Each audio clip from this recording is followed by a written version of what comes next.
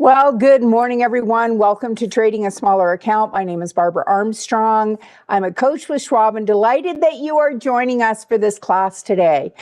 This is an intermediate to advanced level class. So if you're brand new, this could be a wee bit like drinking out of a fire hose.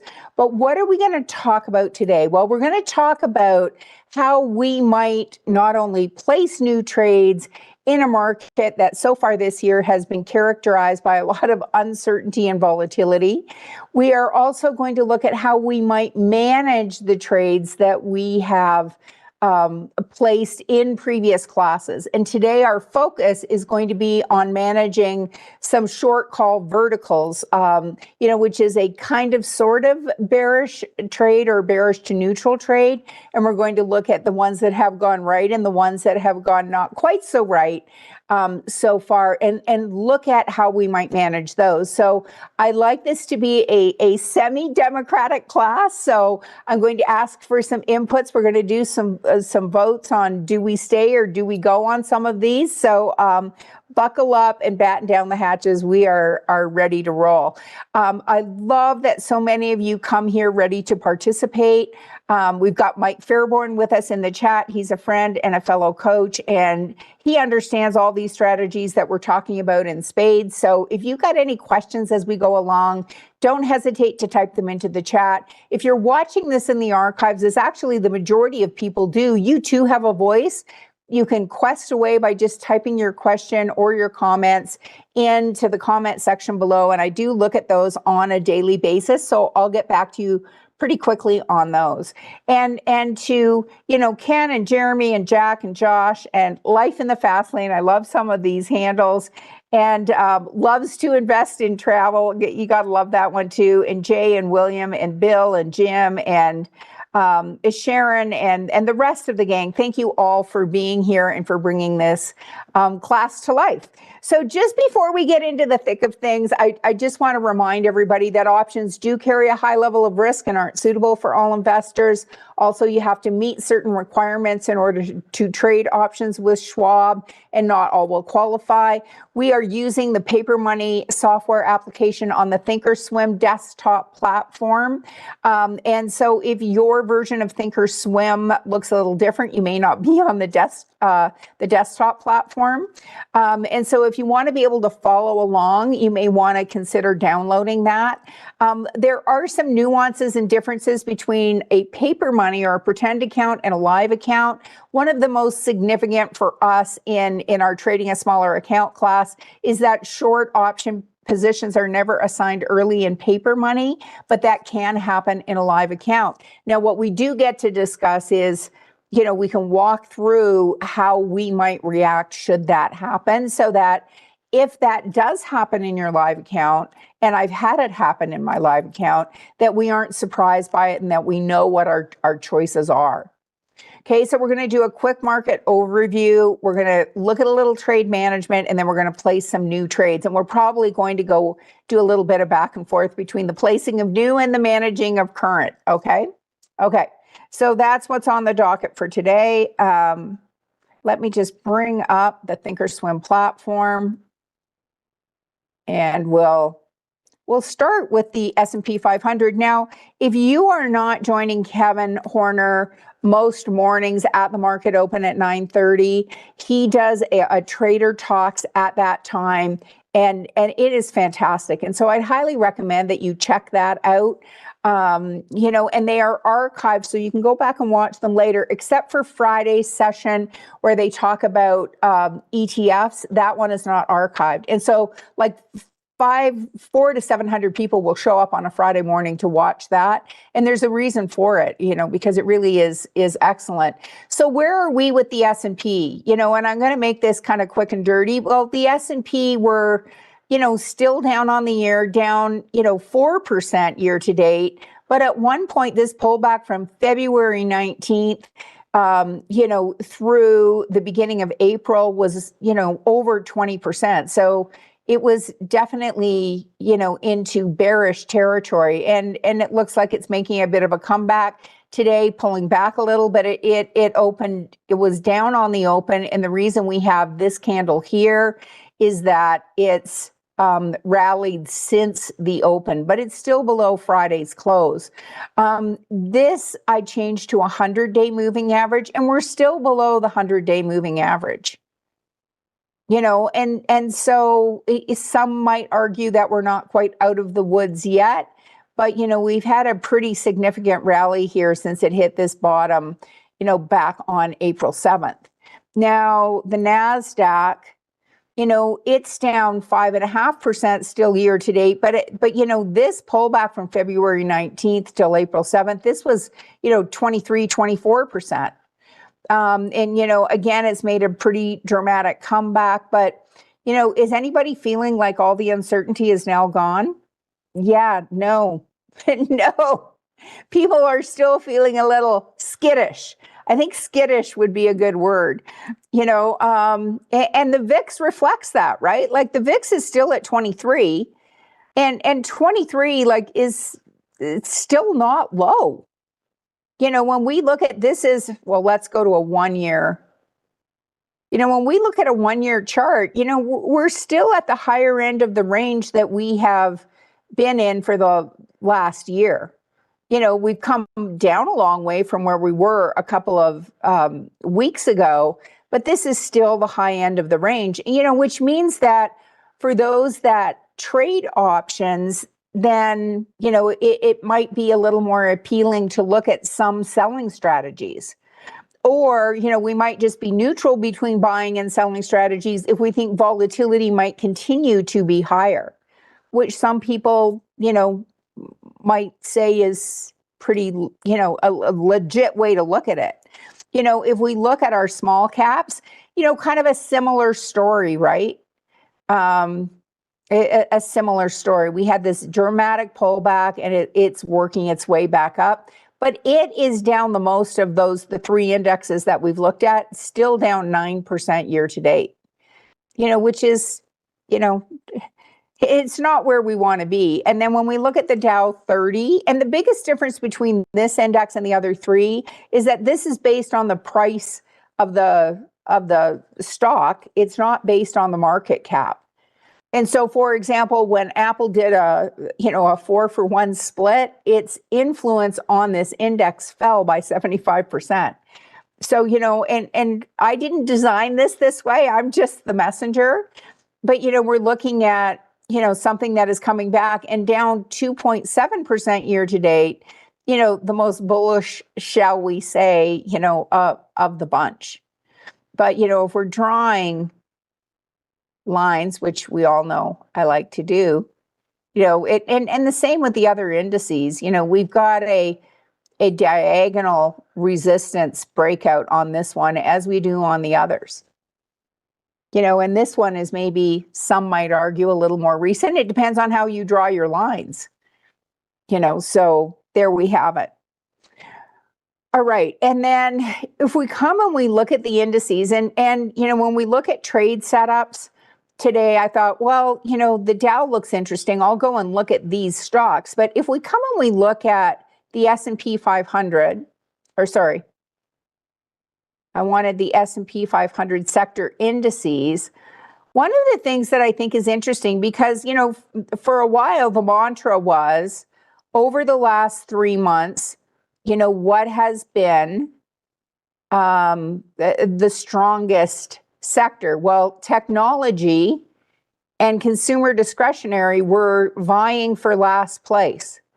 And it was consumer staples and communications that was crushing it. It was consumer staples over the last 3 months. Utilities were strong. Oh, communications and consumer discretionary down here.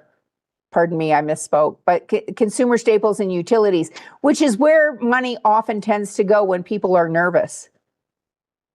Okay, now when we look at the last 4 weeks, however, technology and communication services back in the running, back at the head of the pack. And consumer staples has slid to 9th place out of 11th. And so that is showing us a degree of confidence. And when we look at at the tech sector, it kind of looks similar to the NASDAQ, doesn't it? And like had a great fall and now seems to be rebounding. Communications pretty similar. Industrials, there's a reason that these are. Now, consumer discretionary, it's in fourth place, but not quite as bold a move. And then financials looking pretty strong also. And so, as we go through and look, might there be opportunities here that we, haven't really considered because they weren't really there before? Okay, so let's come and let's look at a new opportunity first. So let's start with Visa, which now I always think of Visa as a financial stock because it's a credit card, but if we come to the Analyze tab, it is listed as a financial stock, although some consider it to be technology in that it's a payment technology company. Like I have a Visa, but it's backed by a bank. So these guys do the Visa does the processing. But when we come and look at the charts, here is a stock that was very bullish, and then the entire market or many stocks within it, pulled back, and again, from that, end of February, this was hit a high on March 3rd and then pulled back. And we kind of have this double bottom or this diagonal resistance breakout, on a sideways edge. And then it's continued to move to the upside. So might the expectation be that, whether people are spending money on staples or on discretionary items, that they might continue to use their Visa or their MasterCard or whatever it is.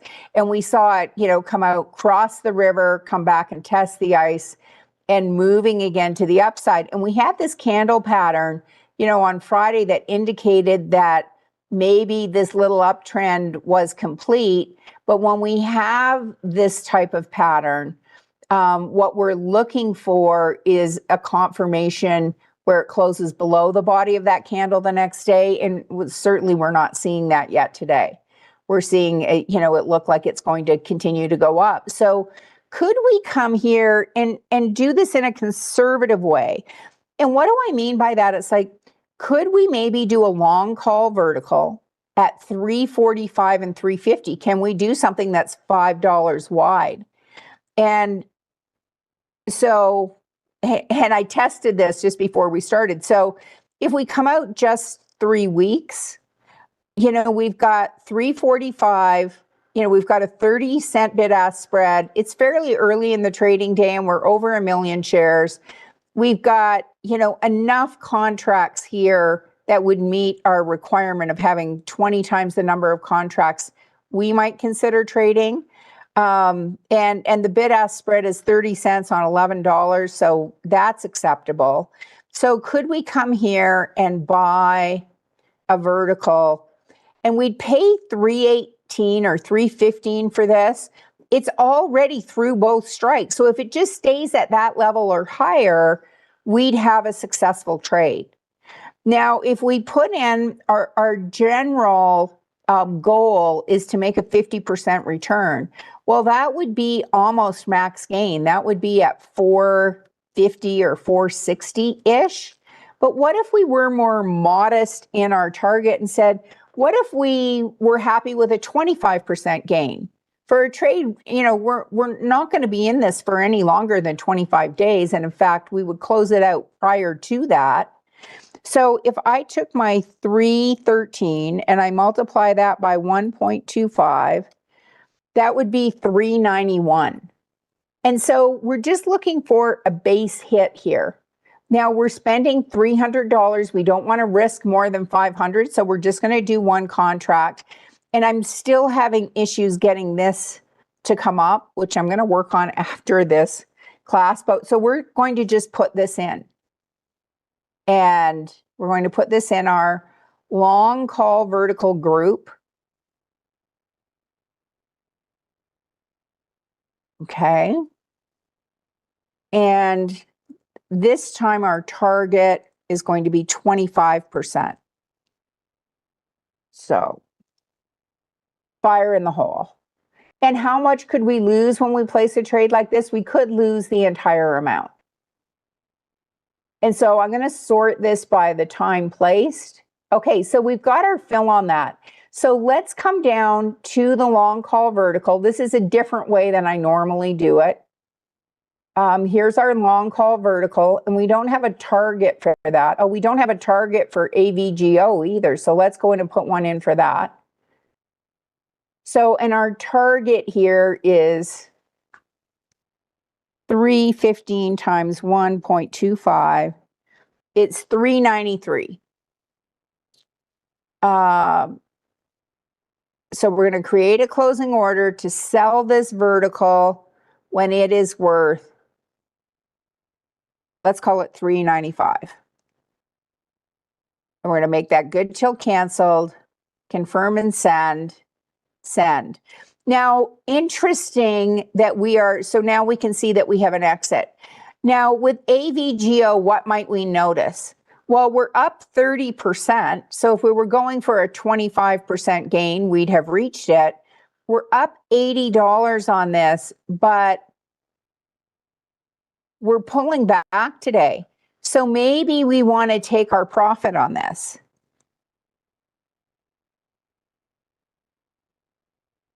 And we have earnings coming up. Not until June 5th.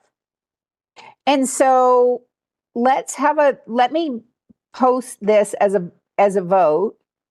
So I'm going to start my poll, and the question is going to be AVGO,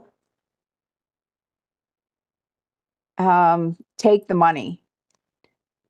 So do we close it out and take our 30% gain, given that it's pulling back today, or do we hang in there for the 50%, knowing that it might lose some value over the next few days? And you know what? It might not. It might just by the end of the day today, it could go up.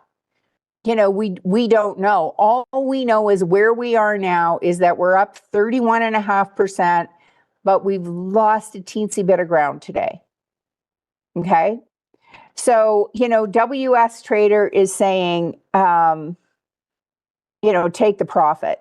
And DJK is also. So far, 83% is saying take the profit.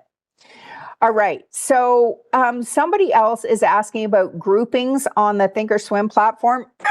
And I think by that, do you mean this long call vertical? You can create groups pretty easily. And what I'm going to do is direct you to the Trader Talks platform from Schwab Coaching. And I created a group of mini sessions on the Thinkorswim platform. Excuse me for 1 second. So WS Trader is quoting my own lines back to me, what the market giveth, the market can taketh away. And somebody else is saying, yeah, cue Steve Miller. Yeah, that take the money and run. Okay, so we will exit that, but just let me bring this up for a hot second. And this is where I can insert my little commercial to take advantage of another free resource, which is the Trader Talks from Schwab Coaching webcast channel on YouTube. And when you first come in, it will show whatever is currently playing or what's up next. If you come to playlists and then scroll down, look for kind of a greenish turquoise, these mini sessions. And if you click on this view full playlist, I've got quite a few in there now. But if you scroll to the very bottom, you're looking for the ones that are kind of this aquamarine. And I created a bunch of short videos. This one is on the monitor tab, and it shows you how to create groups, how to customize each group. Like you'll notice I'm a big fan of having profit and loss percentage and all of that in there. So if I click on this one, I'll post a link in here, and I'll post a link to that watch list. Oh, look at that. Similar outfit to what I'm wearing today. So somebody asked about how to create these groups. So there's a short video on how to do that. But there's all kinds of stuff in there. And my latest, and I've been frustrated because I haven't had a lot of extra time to be able to create these, is doing these even shorter videos. The goal is to make these about 3 to 4 minutes on candle patterns. And we just talked about the shooting star and the hanging man, you know, those candle patterns. These are all single candle patterns. So the next one in this series, and there will be about 18 to 20 by the time we're done, you know, there'll be two candle patterns. So yeah, somebody's saying they love the shorts, and I love being able to create these for you too. Yeah, as soon as I get a few extra minutes in my day, I'll be able to do that. Yeah. Okay, so back to our regular programming. So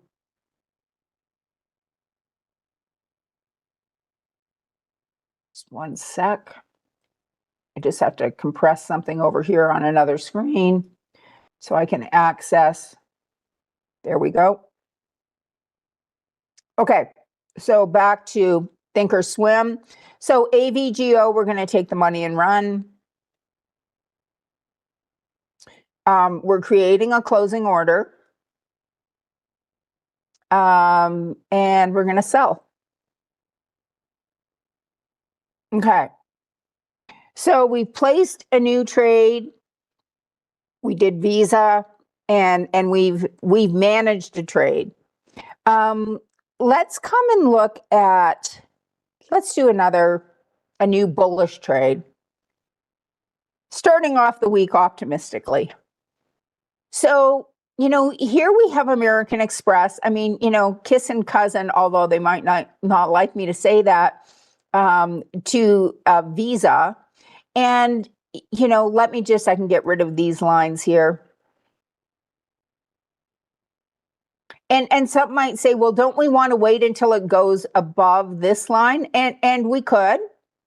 But some might say, well, if I were looking at this, I would look at the fact that we have this diagonal resistance breakout, which seems to be, you know, what all the cool kids are looking at these days, because we have so many of them on our charts.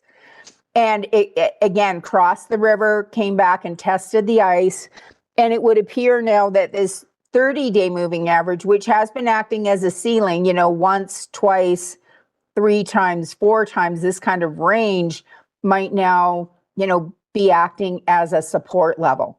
And it's continuing to move to the upside. And you might say, well, but it's moved pretty dramatically. Might it come back? Well, it might. You know, it certainly might. But, you know, if we give it a little more time, so with this one, you know, maybe we come out to the trade tab and we give it a little more time. Now, could we come out to June? We've got thousands of contracts here. And we could, but what's the catch? The catch is we've got fantastic liquidity, at least at this moment in time. But if I did this 270, 280, and again, it's pretty modestly bullish in that it just has to stay at 280 and we'd be okay. But can we, you know, how much is that going to cost us? $645, which, you know, you can see because it's already through both strikes, but we don't want to risk more than 500. And so we might say, yeah, that looks lovely, but we don't want to do that $10 wide. So could we come here to, you know, 25 days out, or, you know, we've got, you know, acceptable volume. We've got a 30-cent bid-ask spread, you know, so we're okay with that. Or even, you know, June 6th, that gives us 32 days. We don't have as much volume though, and the bid-ask spread is a little wider. So if we say, okay, I'm going to look at, and we could be more bullish on this. If we were really bullish, you know, might we, you know, do 280, 285? And what's the advantage of that? Well, one, we're going to pay a lot less. Well, maybe not a lot less, but we're certainly paying 263. Oh, that's interesting. 263. So we're paying like 50 cents less, but it now has to go up by $5, as opposed to just at least tread water. And we know it's not going to stay right at that price. It could move up and could move back. But it's got 3 weeks if it pulls down to come back up to that level again. So this is kind of a more conservative, higher probability, because the probability of it being in the money, I'm just kind of trying to walk you through this thought process here, at 280 come May 30th is 50%. There's a 99% chance. Well, it's at 280 right now. So, to say that it's going to touch it, well, it should be 100% because it is touching it right now. But you've got a 50% chance of it being in the money at expiration, only a 40% chance, which is still a reasonably high probability, and an 81% chance of it coming up and kissing that 285.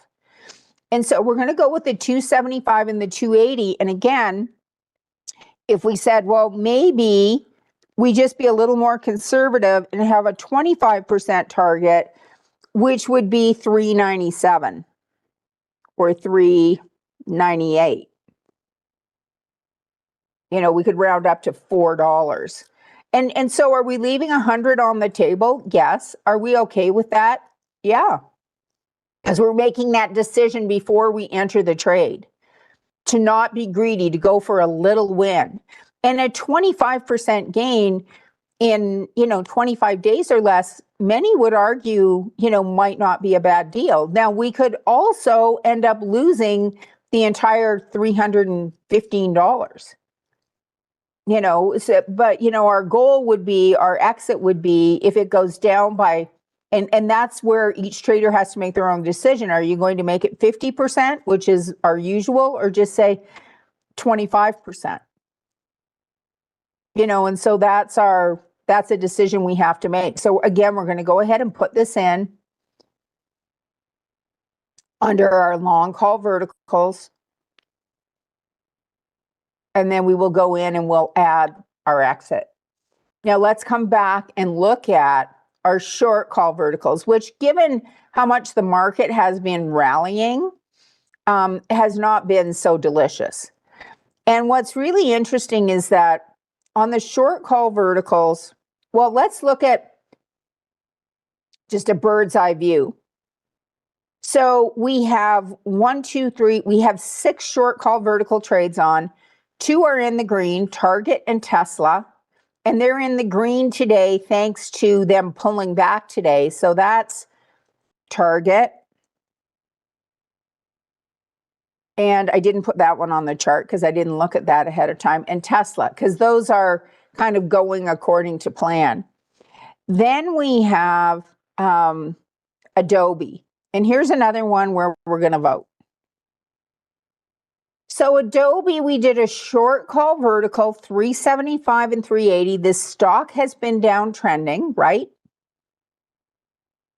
And we had a support level here. It broke below that and has had trouble coming back up above it. And then, the last 3 days, it's kind of come above. Now, we've got 10 days to go. So it's a week from Friday. So, do we stay and look at this again on Wednesday?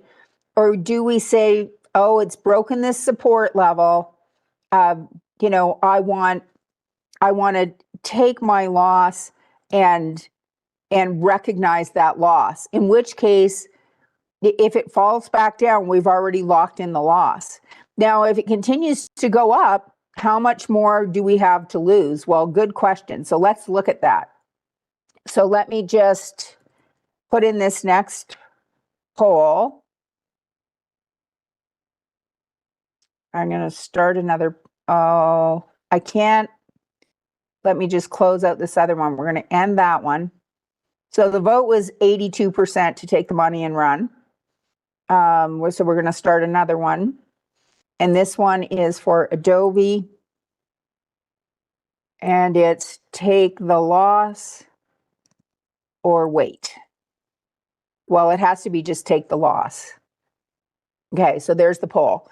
Now, how much have we lost if we were to close it out now? And how much could we lose? So we're down 146%. Well, that looks terrible, but we're down almost $200.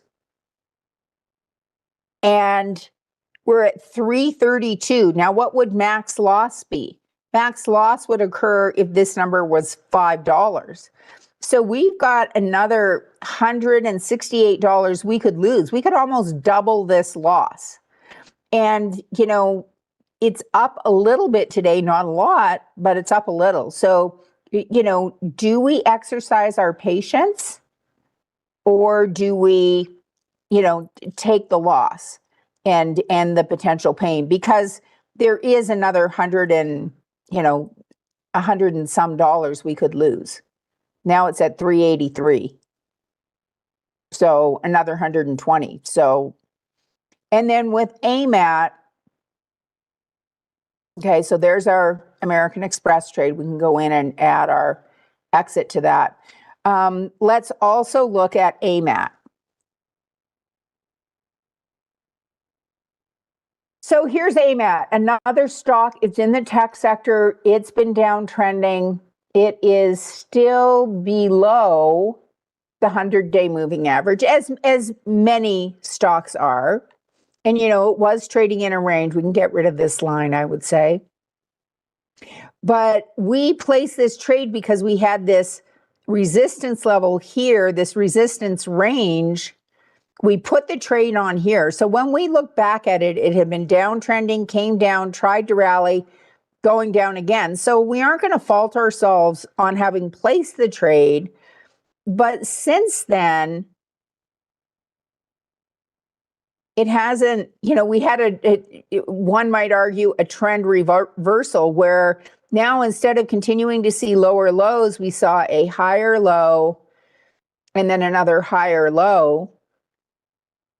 And so with this one, we may just say, you know what, we've got earnings coming up on the 15th. We have to close this out prior to the 16th. This looks like a more confirmed trend reversal. And so, you know, if we're looking at this, we might just say, you know what, on AMAT, we're down, you know, 112%. We're down 150, but we've got 200 more we could lose. And so maybe we just cut our loss. And as Ray said, a small loss is better. And it's better than what? It's better than a big loss or a bigger loss. And we certainly have, you know, we could double this loss. And so we are going to come up to our working orders. And here's AMAT. And we are going to cancel and replace this and admit that this one didn't go according to plan. Yes, if it, you know, Jim is saying, if it breaks the reason you got in, get out. Right. And the group seems kind of split. We're at 65%. So you still have the ability to vote on Adobe. You know, do we stay? And on Wednesday, I teach trading price patterns. So we could look at it again on Wednesday. But I'll go with whatever the majority is on that one. Like I said, semi-democratic, not because I don't want to make a decision. I mean, you have to make a decision with the best information you have at the time. And when we look at this chart, you know, we're saying, well, the logic behind placing it, I think, was intact, but what happened afterwards didn't support our expectations. And sometimes you just have to cut your losses. And so with that one, we're doing that. How about AMAT? Oh, that was AMAT, ADI. So we had one on ADI as well. It's been a tough week for short call verticals. So we have something that's been in a more modest downtrend, but a downtrend nonetheless. You know, we've gone from what, 197 to 158. And so, you know, this came down and broke this support level. And I don't remember what day we placed that trade. Let's come and look at ADI, April 14th. So let's come and look at the 14th.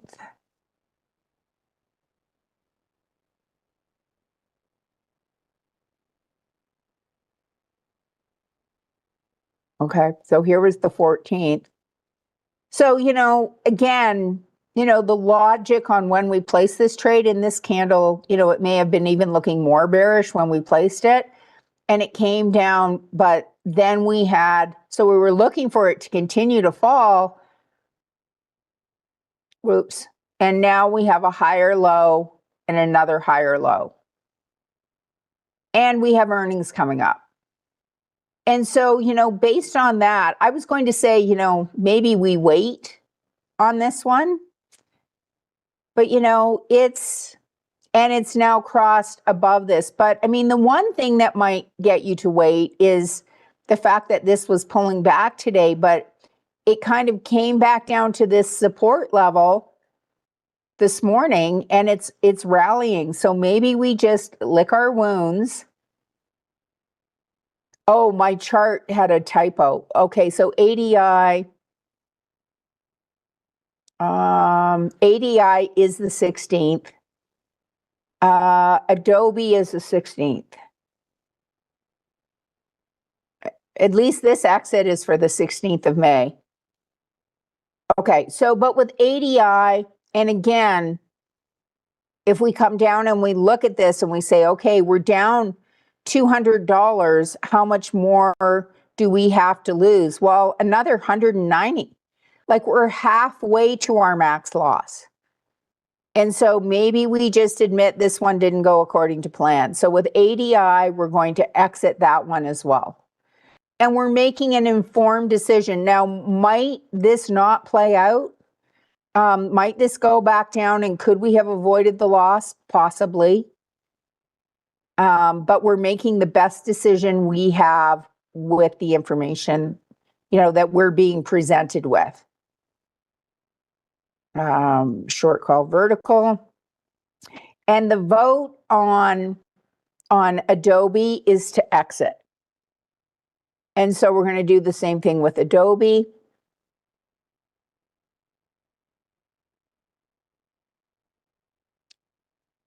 We wanted to buy it back for 30. Looks like we're going to be paying 330. And does this mean we're terrible traders? No, it just means that, the entire market direction changed after we placed that. We place these trades. And sometimes, this is the way the cookie crumbles. Okay, so we have put on 2 bullish trades. Okay, now let's look at a potentially bearish trade. Sorry. So let's look at Merck. Okay, so we're out of those 3 trades. So now when we come to our monitor tab and we come down here, we're going to see all these as zeros. Okay, we had AMAT, Adobe, and ADI. And we're still in Lulu, Target, and Tesla. So let's come and look at Merck. So Merck has been on the struggle bus. Okay. And so, might this trend continue? It's kind of flirting with the 30-day moving average, but it closed below that on Thursday of last week, and it's continued to fall. And when we look at this, we still see, low, lower low, like when we look at a more intermediate term, and then it tried to rally. Let me get my straight line here. It kind of tried to rally, came up to this support level or this range of support and is rolling back down the hill. So could we do something, either could we sell a short call vertical up here at 85 or 86? Now, one of the advantages of a short call vertical is it doesn't have to continue to fall.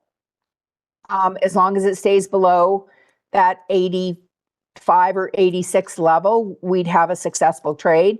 But if it goes against us, like we've just seen 3 trades do, then, we can lose more than we could potentially have made. And so that's one of, the trade-offs that we have to make when we're looking at these strategies. Or could we do a long put vertical, which is more directional? And if we're at 82.45, could we look at maybe the 84 and the 82? So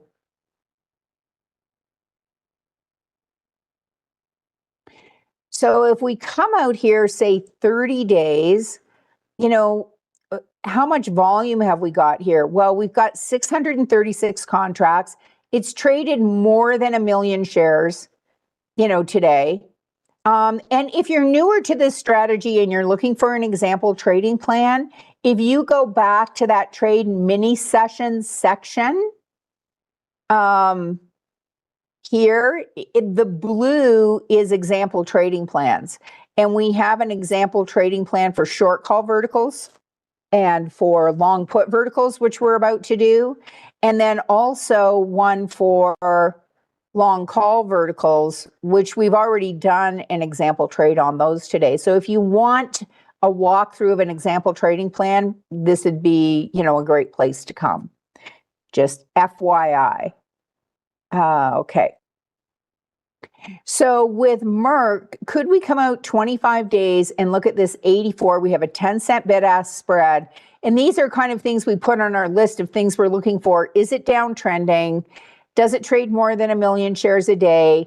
Do we have, a reasonable amount of open interest here? How do we define reasonable? Just as an example, some might not even look at this. They're just looking at the bid-ask spread. And if that is within 10%, or if it's, a nickel or a dime, they might say, well, I'm just going to assume that this number is okay. We have not been making those assumptions. So we're just, kind of creating a checklist, if you will. Oh, we want to buy. We're directional. Sorry. So we want to buy a vertical. And isn't this interesting? If we did the 84 and the 83, it's at 51. We're already like halfway there. Like we're already through both strikes. And, we could put in a 50% target at 75. And if it continues to stay below, I didn't even look at that. So what if it's 84, 82?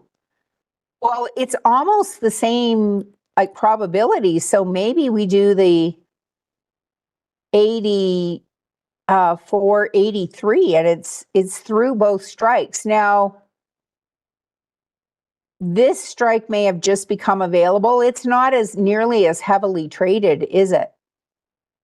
But we still have the same bid-ask spread, which is interesting. But if we did 84, so maybe because we don't have much volume here, if we're trying to follow our rules, we go 84, 82. And then if we're saying, we just want to be a little more conservative rather than going for a 50% gain, let's stay with that theme on these directional trades of going for a 25% gain. So, and how many of these can we do? Well, we could lose all of it. So we can't do more than 5, but we can do 5. Yeah. So we're confirm and send. How much are we risking? 495. We're putting this in our long put vertical bucket. Fire in the hole. And then when that fills, we would go back in. And when do we want to buy it back? When it's worth $1.25. I'm not going to discuss front ratio spreads on this. Kevin is saying on Visa, why is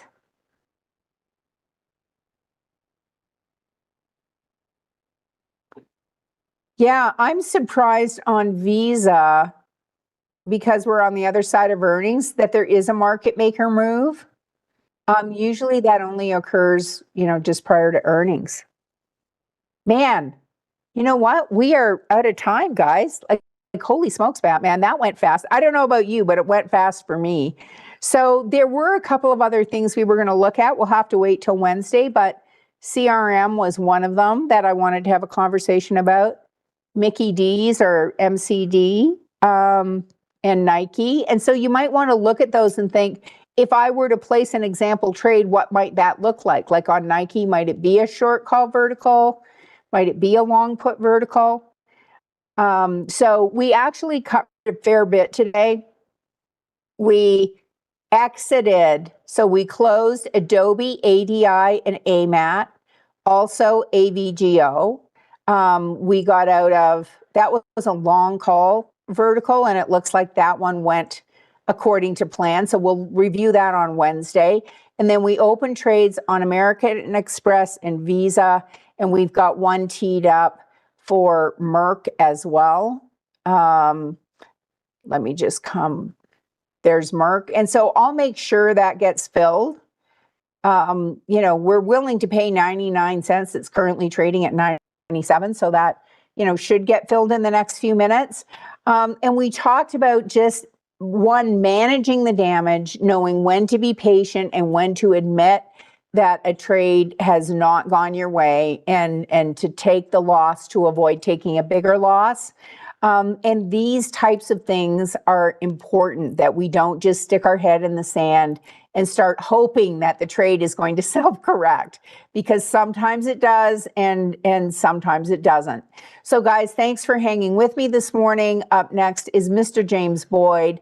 So you'll want to stick around for that. Hit the like, hit the subscribe, follow us in the land of X, and have a really awesome day. I'm teaching the trading ETF class for Connie this afternoon.